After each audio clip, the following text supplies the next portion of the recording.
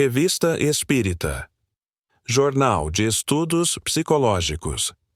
Ano 1 janeiro de 1858, número 1. Introdução. A rapidez com que se propagaram, em todas as partes do mundo, os estranhos fenômenos das manifestações espíritas é uma prova evidente do interesse que despertam. A princípio, simples objeto de curiosidade, não tardaram a chamar a atenção de homens sérios que neles vislumbraram, desde o início, a influência inevitável que viriam a ter sobre o estado moral da sociedade. As novas ideias que surgem desses fenômenos popularizam-se cada dia mais e nada lhes pode deter o progresso, pela simples razão de que estão ao alcance de todos, ou de quase todos, e nenhum poder humano lhes impedirá que se manifestem. Se os abafam aqui, reaparecem em 100 outros pontos. Aqueles, pois, que neles vissem um inconveniente qualquer, seriam constrangidos pela própria força dos fatos a sofrer-lhes as consequências, como só ia acontecer às indústrias novas que, em sua origem, ferem interesses particulares, logo absorvidos, pois não poderia ser de outro modo. O que já não se fez e disse contra o magnetismo. Entretanto, todos os raios lançados contra ele, todas as armas com que foi ferido, mesmo o ridículo, esboroaram-se ante a realidade, e apenas serviram para colocá-lo ainda mais em evidência. É que o magnetismo é uma força natural, e perante as forças da natureza, o homem é um pigmeu, semelhante a cachorrinhos que ladram inutilmente contra tudo que os possa amedrontar. Dá-se com as manifestações espíritas a mesma coisa que se dá com o sonambulismo. Se não se produzirem à luz do dia e publicamente, ninguém impedirá que ocorram na intimidade, pois cada família pode descobrir um médium entre seus membros, das crianças aos velhos, assim como pode encontrar um sonâmbulo. Quem, pois, poderá impedir que a primeira pessoa que encontremos seja médium e sonâmbula? Sem dúvida, os que o combatem não refletiram nisto. Insistimos. Quando uma força está na natureza, pode-se detê-la por um instante, porém, jamais aniquilá-la. Seu curso apenas poderá ser desviado. Ora, a força que se revela no fenômeno das manifestações, seja qual for a sua causa, está na natureza, da mesma forma que o magnetismo, e não poderá ser exterminada, como a força elétrica também não o será. O que importa é que seja observada e estudada em todas as suas fases, a fim de se deduzirem as leis que a regem. Se for um erro, uma ilusão, o tempo fará justiça. Se, porém, for verdadeira, a verdade é como o vapor. Quanto mais se o comprime, tanto maior será a sua força de expansão. Causa justa admiração que, enquanto na América somente os Estados Unidos possuem 17 jornais consagrados a esse assunto, sem contar um sem número de escritos não periódicos.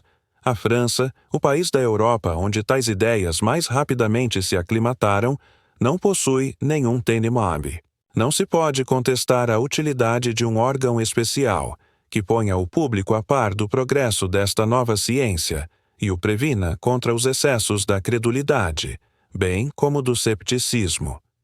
É essa lacuna que nos propomos preencher com a publicação desta revista, visando a oferecer um meio de comunicação a todos quantos se interessam por estas questões, ligando, através de um laço comum, os que compreendem a doutrina espírita sob o seu verdadeiro ponto de vista moral. A prática do bem e a caridade evangélica para com todos. Se não se tratasse senão de uma coleta de fatos, a tarefa seria fácil. Eles se multiplicam em toda parte com tal rapidez que não faltaria matéria. Mas os fatos, por si mesmos, tornam-se monótonos pela repetição e, sobretudo, pela similitude. O que é necessário ao homem racional é algo que lhe fale à inteligência. Poucos anos se passaram desde o surgimento dos primeiros fenômenos, e já estamos longe da época das mesas girantes e falantes, que foram suas manifestações iniciais. Hoje é uma ciência que revela todo um mundo de mistérios, tornando patentes as verdades eternas que apenas pelo nosso espírito eram pressentidas. É uma doutrina sublime, que mostra ao homem o caminho do dever, abrindo o mais vasto campo até então jamais apresentado à observação filosófica. Nossa obra seria, pois, incompleta e estéril se nos mantivéssemos nos estreitos limites de uma revista anedótica, cujo interesse rapidamente se esgotasse. Talvez nos contestem a qualificação de ciência que damos ao Espiritismo. Certamente não teria ele, em nenhum caso, as características de uma ciência exata, e é precisamente aí que reside o erro dos que o pretendem julgar e experimentar. Como uma análise química ou um problema matemático. Já é bastante que seja uma ciência filosófica. Toda ciência deve basear-se em fatos, mas os fatos, por si sós, não constituem a ciência. Ela nasce da coordenação e da dedução lógica dos fatos. É o conjunto de leis que os regem. Chegou o Espiritismo ao estado de ciência? Se por isto se entende uma ciência acabada, seria sem dúvida prematuro responder afirmativamente. Entretanto, as observações já são hoje bastante numerosas para nos permitirem deduzir, pelo menos, os princípios gerais, onde começa a ciência. O exame raciocinado dos fatos e das consequências que deles decorrem é, pois, um complemento sem o qual nossa publicação seria de medíocre utilidade, não oferecendo senão um interesse muito secundário para quem quer que reflita e queira inteirar-se daquilo que vê. Todavia, como nosso fim é chegar à verdade, acolheremos todas as observações que nos forem dirigidas e tentaremos, tanto quanto nolo permita o estado dos conhecimentos adquiridos, dirimir as dúvidas e esclarecer os pontos ainda obscuros. Nossa revista será, assim, uma tribuna livre, em que a discussão jamais se afastará das normas da mais estrita conveniência. Numa palavra, discutiremos, mas não disputaremos. As inconveniências de linguagem nunca foram boas razões aos olhos de pessoas sensatas. É a arma dos que não possuem algo melhor, voltando-se contra aqueles que dela se servem. Embora os fenômenos de que nos ocupamos se tenham produzido, nos últimos tempos, de maneira mais geral, tudo prova que tem ocorrido desde as eras mais recuadas. Não há fenômenos naturais nas invenções que acompanham o progresso do espírito humano. Desde que estejam na ordem das coisas, sua causa é tão velha quanto o mundo, e os seus efeitos devem ter se produzido em todas as épocas. O que testemunhamos hoje, portanto, não é uma descoberta moderna. É o despertar da antiguidade, desembaraçada do envoltório místico que engendrou as superstições, da antiguidade esclarecida pela civilização e pelo progresso nas coisas positivas. A consequência capital que ressalta desses fenômenos é a comunicação que os homens podem estabelecer com os seres do mundo incorpóreo e, dentro de certos limites, o conhecimento que podem adquirir sobre o seu estado futuro. O fato das comunicações com o mundo invisível encontra-se, em termos inequívocos, nos livros bíblicos. Mas, de um lado, para certos céticos, a Bíblia não tem autoridade suficiente. Por outro lado, para os crentes, são fatos sobrenaturais, suscitados por um favor especial da divindade. Não haveria aí, para todo o mundo, uma prova da generalidade dessas manifestações, se não as encontrássemos em milhares de outras fontes diferentes. A existência dos espíritos e sua intervenção no mundo corpóreo está atestada e demonstrada não mais como um fato excepcional, mas como um princípio geral, em Santo Agostinho, São Jerônimo, São João Crisóstomo, São Gregório Nazianzeno e tantos outros pais da Igreja. Essa crença forma, além disso, a base de todos os sistemas religiosos. Admitiram-na os mais sábios filósofos da antiguidade: Platão, Zoroastro, Confúcio, Apuleio, Pitágoras, Apolônio de Tiana e tantos outros. Nós a encontramos nos mistérios e nos oráculos entre os gregos, os egípcios, os hindus, os caldeus, os romanos, os persas, os chineses. Vemo-la sobreviver a todas as vicissitudes dos povos, a todas as perseguições e desafiar todas as revoluções físicas e morais da humanidade. Mais tarde, a encontramos entre os adivinhos e feiticeiros da Idade Média, nos Wilis e nas Valquírias, dos escandinavos, nos elfos dos teutões, nos lésquios e nos domésnios, Doug dos eslavos, nos Ourisks e nos Brownies da Escócia, nos Paupicans e nos Tensarpaulicts dos bretões, nos Semis dos Caraíbas, numa palavra, em toda a falange de ninfas, de gênios bons e maus, nos silfos, gnomos, fadas e duendes, com os quais todas as nações povoaram o espaço.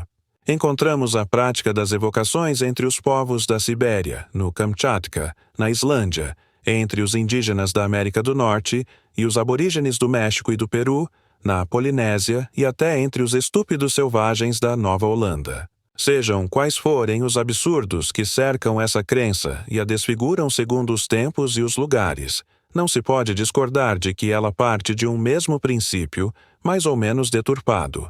Ora, uma doutrina não se torna universal, não sobrevive. Há milhares de gerações, não se implanta de um polo a outro entre os povos mais diversificados, pertencentes a todos os graus da escala social, se não estiver fundada em algo de positivo. O que será esse algo? É o que nos demonstram as recentes manifestações.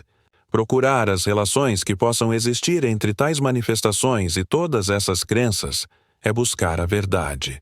A história da doutrina espírita, de certo modo, é a história do espírito humano. Teremos que estudá-la em todas as fontes, que nos fornecerão uma mina inesgotável de observações tão instrutivas quão interessantes, sobre fatos geralmente pouco conhecidos. Essa parte nos dará a oportunidade de explicar a origem de uma porção de lendas e de crenças populares, delas destacando o que toca à verdade, à alegoria e à superstição. No que concerne às manifestações atuais, daremos explicação de todos os fenômenos patentes que testemunharmos ou que chegarem ao nosso conhecimento, quando nos parecerem merecer a atenção de nossos leitores. De igual modo, o faremos em relação aos efeitos espontâneos que por vezes se produzem entre pessoas alheias às práticas espíritas e que revelam, seja a ação de um poder oculto, seja a emancipação da alma. Tais são as visões, as aparições, a dupla vista, os pressentimentos, os avisos íntimos, as vozes secretas, etc. A narração dos fatos acrescentaremos a explicação, tal como ressalta do conjunto dos princípios. A respeito, faremos notar que esses princípios decorrem do próprio ensinamento dado pelos Espíritos, fazendo sempre abstração de nossas próprias ideias. Não será, pois, uma teoria pessoal que exporemos, mas a que nos tiver sido comunicada, e da qual não seremos senão meros intérpretes. Um grande espaço será igualmente reservado às comunicações escritas ou verbais dos espíritos, sempre que tiverem um fim útil, assim como as evocações de personagens antigas ou modernas, conhecidas ou obscuras, sem negligenciar as evocações íntimas que, muitas vezes, não são menos instrutivas. Numa palavra, abarcaremos todas as fases das manifestações materiais e inteligentes do mundo incorpóreo. A doutrina espírita nos oferece, enfim, a única solução possível e racional de uma multidão de fenômenos morais e antropológicos, dos quais somos testemunhas diariamente, e para os quais se procuraria, inutilmente, a explicação em todas as doutrinas conhecidas.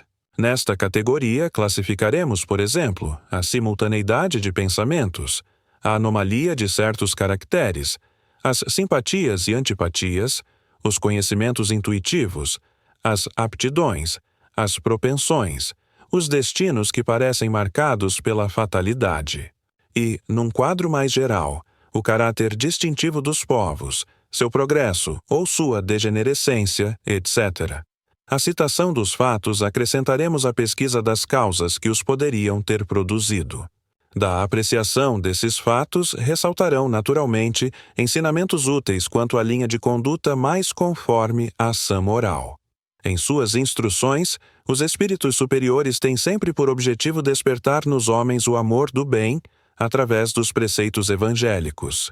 Por isso mesmo, eles nos traçam o pensamento que deve presidir a redação dessa coletânea. Nosso quadro, como se vê, compreende tudo quanto se liga ao conhecimento da parte metafísica do homem.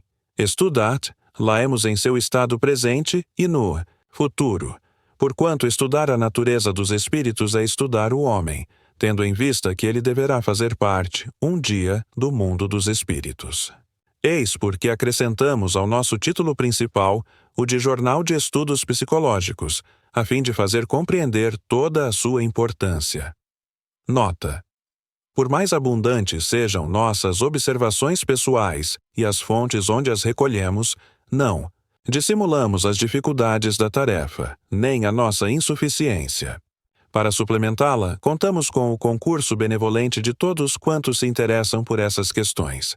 Seremos, pois, bastante reconhecidos pelas comunicações que houverem por bem transmitir-nos acerca dos diversos assuntos de nossos estudos. A esse respeito, chamamos a atenção para os seguintes pontos, sobre os quais poderão fornecer documentos. Primeiro, manifestações materiais ou inteligentes obtidas nas reuniões às quais assistirem. Segundo, fatos de lucidez sonambúlica e de êxtase. Terceiro, fatos de segunda vista, previsões, pressentimentos, etc. Quarto, fatos relativos ao poder oculto, atribuídos com ou sem razão a certos indivíduos. Quinto, lendas e crenças populares. Sexto, fatos de visões e aparições. Sétimo, fenômenos psicológicos particulares que por vezes ocorrem no instante da morte. Oitavo, problemas morais e psicológicos a resolver. E nono, fatos morais, atos notáveis de devotamento e abnegação, dos quais possa ser útil propagar o exemplo. Décimo, indicação de obras antigas ou modernas, francesas ou estrangeiras, onde se encontrem fatos relativos à manifestação de inteligências ocultas, com a designação e, se possível, a citação das passagens. Do mesmo modo, no que diz respeito à opinião emitida sobre a existência dos espíritos e suas relações com os homens, por autores antigos ou modernos, cujo nome e saber possam lhes dar autoridade. Não daremos a conhecer o nome das pessoas que nos enviarem as comunicações, a não ser que para isto sejamos formalmente autorizados.